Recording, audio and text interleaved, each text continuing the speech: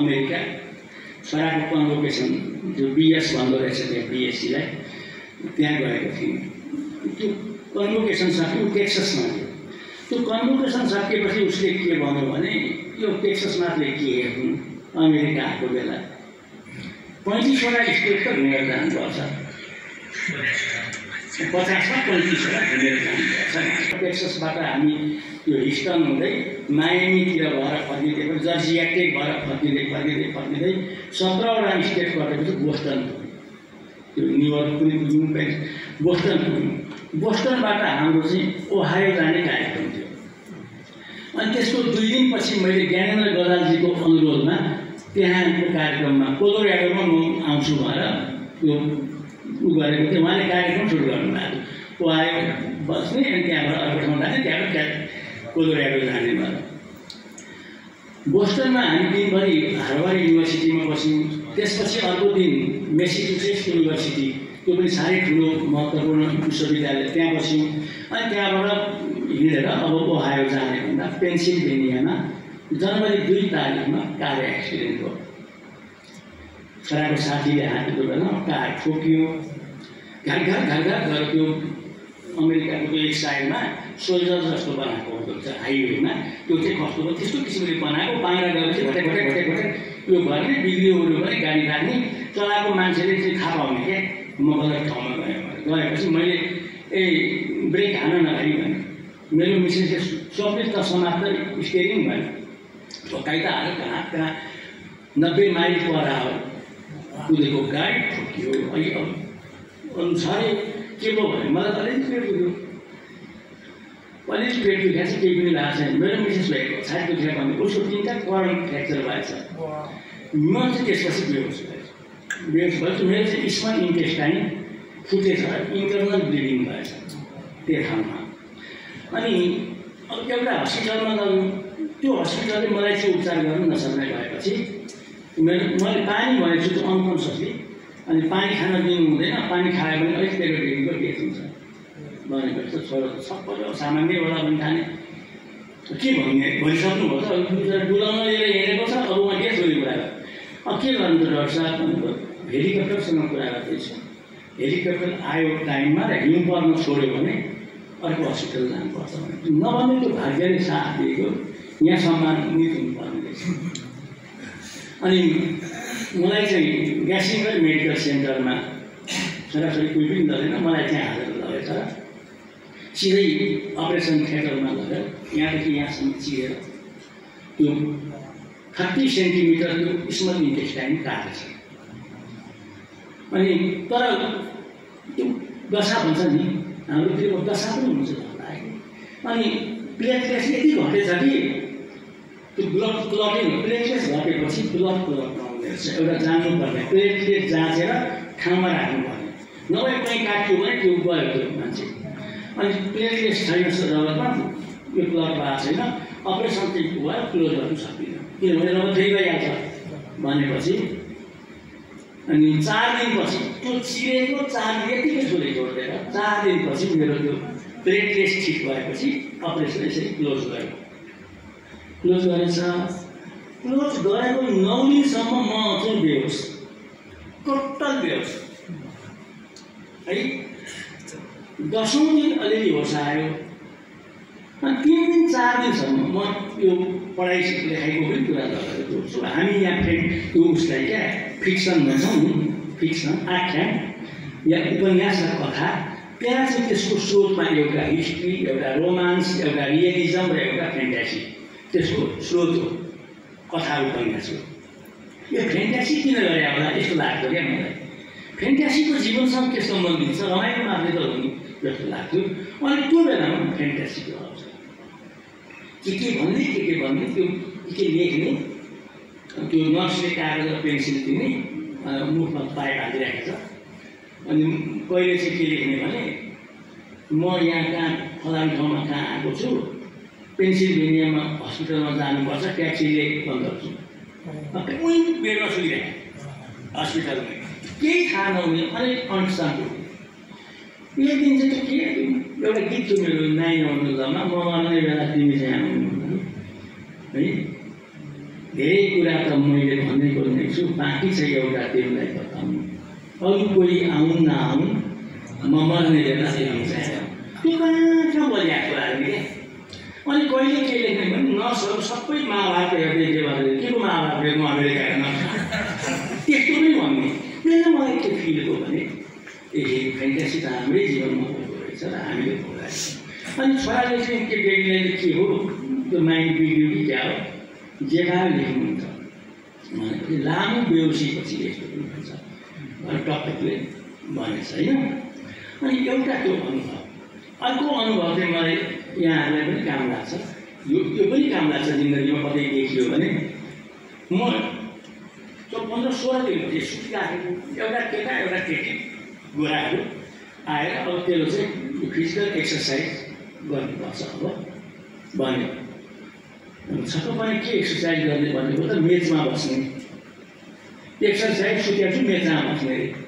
अब मेरो मनमा मलाई के छ भने म दौड्न लगाउँछु त मेचमा बस्यो पनि एक्सर्साइज हुन्छ होइन। Even I can win the race doctor भने मैले वाइ नट इट्स ओके भन्यो होइन। भनेर त्यो मेरो बाँधेर राख्यो पाइप थिएछ हात चाहिँ यो पाइप छ नि अलिक ठिकै खाइदिनु भनेर अनि उठ्नु पऱ्यो नि त होइन दौड्नु थाल्ने मान्छे यसो गर्छु त जिउै हल्लिँदैन। एउटा कुरा याद गर्नुहोस्, मन र शरीरको एक रति सम्बन्ध हुँदो रहेछ। त्यो मेरो मन र शरीरको सम्बन्ध हुँदो रहेछ। मनले चाहिँ जतिखेर पनि त्यो पहिलेको सबै थोक गर्न सक्छु भन्दो रहेछ, शरीरले सक्दो रहेछ। मैले उठ्नु छ नि उनीहरूले फट्ट बोकेर मेचमा राख्यो। अनि अमेरिकामा म त्यसपछि 6 महिना बसेँ, टेक्सास गएँ। टेक्सास फेरि फर्केर त्यहाँ 42 दिन अस्पताल बसेपछि टेक्सास गइयो। अब अनि एकजना नेपाली डाक्टर हुनुहुन्थ्यो श्रीमान श्रीमतीलाई चाहिँ मेरो मिसेसले बिहामा पढाएको छ। अनि उनीहरू भेट्दा होला यसो आउने। अनि आएपछि अब सर तपाईँलाई धेरै ठिक हो, अब केही छैन, त्यो बिल आउँछ नि, बिल आएको बेलामा चाहिँ यो देउतिर हातले अलिक डरसँग थिच्नु अनि के भने त्यो बिलले खाँदैन सक्दैन बिल आउँछ यो। अनि अर्को के भयो भने जस्तो सुकै जेसुकै भए पनि पैसै नदिने पनि हस्पिटलमा सुनिने भन्ने काम गर्दैन। तपाईँ नेपाल जान सक्नुहुन्छ, पछि इकोनोमिक कुनै कार्य गर्न अमेरिकामा भन्नुहुन्न त्यो नदिने भयो। त्यो त अलिक हल्काको कुरा पनि नबन्ने बिल आएको त $5 लाख फुट्यो होइन। $5 लाख बिल 7 करोड रुपियाँ कहाँबाट यी आएको सबै बेच्दा पनि पुग्दैन। ज्ञानेन्द्र बराल चाहिँ हामी उठाउँछौँ अन्त फेरि तर राम्रै कुरो गरे। मैले भनेको भन्दाखेरि तपाईँको अन्य शासनमा त्यो भित्र फन्ड छ र पैसा छ भने दिनुहुन्छ भने दिनुहोस्। व्यक्तिसँग मागेर पैसा नदिनुहोस्। सब व्यक्ति मागेछन्। त्यो इजरायलमा काम गर्दै पनि मैले सरलाई $50 दिएको थिएँ भन्छ, कलकत्ताले भन्छ है, पछि त $2-3,000 चाहिँ मलाई पठाइदिएँ। मैले नगर्नुहोस् भने अब यत्रो $5 लाख मा के थियो त्यो है। अनि डक्टरहरू चाहिँ एकदमै माया गरेर अनि सोसल वर्करहरू पनि हुँदा छन् डक्टरसँग, उहाँको तिमीले हेर्थ्यौ। उहाँको कस्तो रहेछ भने हाम्रो जस्तो त्यो डाक्टरले बिरामीसँग जाँचेर वास्तव नजान्नु पनि त्यो हेर्ने बित्तिकै नेटमा गएर यो मान्छे के हो पत्ता लगाइहाल्नु सबै हेर्नु। नगरा सर जानुहोस्, मनु सर जानुहोस्, या कोही जानुहोस्, यो कति रहेछ यस्तो रहेछ थाहा भइहाल्छ, उनीहरू पढिहाल्छ।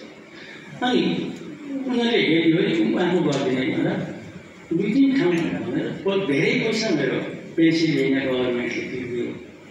झन्डै 4 लाख जति, 1 लाख जति अरू सोसल वर्करले कताबाट उठाएर पैसा तिर्देर आए होइन। 6 महिनापछि आए। छोरीले के भनी भने एउटा यो मृत्यु सम्बन्धी गीत लेख्नु न दिदी भने अब मलाई चाहिँदैन। त्यसपछि मैले त्यो गर्दा मर्ने कसैलाई रहर लेखेँ। अनि 9 मैले कोही 4 गीत लेखेँ। त्यसपछि रिदममा 3टा गीत 3टै गीत लेखेँ विकास आचार्यको। त्यसको त्यो पागल म बन्न सक्छु सुन्नु भएको छ, त्यो धेरै चले पागल म बन्न सक्दिनँ तिमीलाई छोड्न। अनि अब 9 नबनाउँदा 2 बनाउँछु आज तिमीले के दामी लेख्नु पर्यो भन्नु। के दामी लेख्नु पर्यो? मेरो केटाकेटी छन्, त्यो केटाकेटीको लभ देखाएको छु भन्नु। अब मलाई झसक्क लाग्यो, यिनले त गाडी खाने भयो, मलाई पनि सिकाउने भयो। केटाकेटीको लभ देखाएको छु भन्नु। सर यो केटाकेटीको नदेखाउनुहोस्, ठुलाको देखाउनुहोस् भयो। एउटा इन्टरभ्यूमा आएको प्रकाश सुवेदीको, उसको टाइम नपाएर बाहिर कथा सुनायो। अनि मेरो त्यो हिरो म छ नि, त्यो बच्चा एकदम सङ्गीत प्रेमी हुन्छ। सरोज कोइराला सरोज खनाले उसलाई सङ्गीत सिकाउने गरेको हुन्छ। पछि मैले पहिला भने मर्ने कसैलाई रहर हुँदैन त्यो भनेपछि अनि उहाँले यही राख्ने भन्नुभयो। मैले पनि यो त सुरेश गरिएको सङ्गीत हाल्नु भएको छ, मैले झिकेर दिन सक्दिनँ। यस्तै फिल अरू लेखिदिन्छु नै बसन्तलाई लिने भने अब उहाँको राम्रो छ भने केही राख्ने। भोलि बोलाउनुहोस् घरमा भन्नुभयो। बोलाइ मर्ने कसैलाई रहर हुँदैन स्टाइल सुनाएपछि एग्रिमेन्ट त्यही भन्नुभयो। अब उहाँले त त्यही भन्नुभयो। फेरि अन्तरा मिल्दैन। मार्ने केवल यहाँ जहर हुँदैन, मरिरहेको छु म त खाताले नै, मार्ने केवल यहाँ जहर हुँदैन, यस्तो कम्ती थियो। अब उहाँको बच्चा मर्नेछ। त्यसपछि उनीहरूले हुँदैन मान्छे मात्रै न जाति, दैव पनि रहेछ पक्षपाती, कोपिला नै पनि त जान्छ कहिले, सधैँ सजिलो सफर हुँदैन। त्यो कोपिला चाहिँ बच्चा मर्ने। अनि त्यसपछिको अर्को अन्तरा लेख्न मलाई एकदम सङ्कट भयो, अति सङ्कट। अनि मेरो दिमागमा झ्वाट, अघि मनु सरले भने जस्तै झ्वाट दिमागमा मलाई दीपावलीको याद। दीपावलीमा हामी बत्ती बाल्छौँ नि, त्यो दिमागमा कहाँबाट आयो? त्यो बत्ती बालेको ठाउँमा तेल पनि छ, बत्ती पनि छ, त्यो निभिरहेको छ। कुनै खरानी जस्तो भइसकेको छ, पिरपिर बलिरहेको छ।